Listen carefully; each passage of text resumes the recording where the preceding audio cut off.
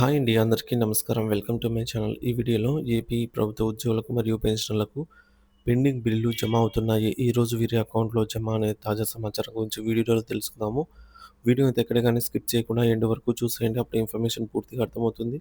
అలాగే వీడియో చూస్తున్న ప్రతి ఒక్కరు వీడియోకి లైక్ చేయండి ఫ్రెండ్స్. వీడియోని తోటి ఉద్యోగ, పెన్షన్ మిత్రులతో అయితే షేర్ చేయండి.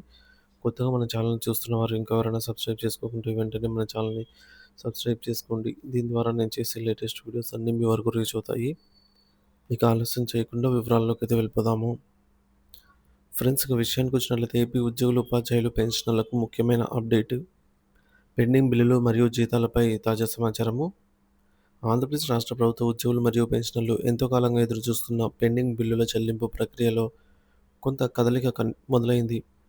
అయితే బదిలీలపై వచ్చిన ఉపాధ్యాయుల జీతాల విషయంలో కొన్ని సాంకేతిక ఇబ్బందులు తలెత్తాయి. ప్రస్తుత పరిస్థితిపై పూర్తి వివరాలైతే ఇక్కడ తెలుసుకుందాము. మొదటిది పెండింగ్ బిల్లులు. రెండవది జీతాల గురించి. ఫస్ట్ పెండింగ్ బిల్లుల గురించి అయితే తెలుసుకుందాము. పెండింగ్ బిల్లుల చెల్లింపులపై ప్రస్తుత పరిస్థితి. Latest status on pending bills. రాష్ట్రంలోని ఉద్యోగులు మరియు పెన్షనర్లకు ప్రభుత్వం నుండి అనేక రకాల బకాయిలు రావాల్సి ఉంది. వాటిలో కొన్ని ముఖ్యమైనవి: కరువు భత్యాలు, DNS allowance, surrender leaves, SLs, APGLI లోన్లు మరియు క్లోజర్లు, ప్రావిడెంట్ ఫండ్ లోన్లు మరియు ఫైనల్ విత్‌డ్రాయల్స్, పీఆర్సీ బకాయిలు, గ్రాట్యుటీ, కమ్యుటేషన్ మరియు ఇతర పదవీ విరమణ ప్రయోజనాలు. తాజా సానుకూల పరిణామం. ప్రస్తుత సమాచారం ప్రకారం ప్రభుత్వం కొన్ని బిల్లుల చెల్లింపులను ప్రారంభించింది. అవేంటంటే పీఎఫ్ లోన్లు.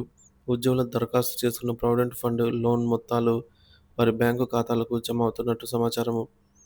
గ్రాట్యుటీ. ఇటీవల పదవీ విరమణ పొందిన పెన్షనర్లకు సంబంధించి గ్రాట్యుటీ చెల్లింపులు కూడా జరుగుతున్నాయి. ఇంకా పెండింగ్‌లో ఉన్నవి ఏపీజీఎల్ఐ, డీఏ బకాయిలు, సరెండర్ లీవ్ వంటి ఇతర ముఖ్యమైన బిల్లుల చెల్లింపులపై ప్రస్తుతానికి ప్రభుత్వం నుండి ఎలాంటి స్పష్టమైన సమాచారం లేదు. వాటిపై అధికారిక ప్రకటన వెలువడిన వెంటనే మీకు తెలియజేయడం జరుగుతుంది. వీడియో ద్వారా అయితే తెలియజేస్తాను. ఇక రెండవది జీతాల గురించి. జీతాలలో కొంతమందికి జీతాలైతే రావండి. ఎవరికి రావనేది చూద్దాము. ఈ జూన్ నెలకు సంబంధించి జీతాలు. బదిలీలపై వచ్చిన ఉపాధ్యాయుల జీతాలపై కీలక గమనిక. Important note on teachers salaries after transfers. ఇటీవల జరిగిన ఉపాధ్యాయుల బదిలీల ప్రక్రియలో భాగంగా కొత్త పాఠశాలల్లో చేరిన ఉపాధ్యాయులు తమ జీతాల విషయంలో ఒక ముఖ్యమైన విషయాన్ని గమనించాలి. మొదటిది, జీతాల విషయంలో సమస్య లేనివారు. అంటే ఈ నెల యథావిధిగా జమ అయ్యేవారు ఎవరంటే, మీరు బదిలీపై చేరిన పాఠశాలలో ఇప్పటికే మంజూరైన ట్రెజరీలో ఆమోదించబడ్డ పోస్టులు ఉన్నట్లయితే మీకు ఈ జూన్ నెల జీతం ఎలాంటి ఆటంకం లేకుండా ప్రాసెస్ అవుతుంది.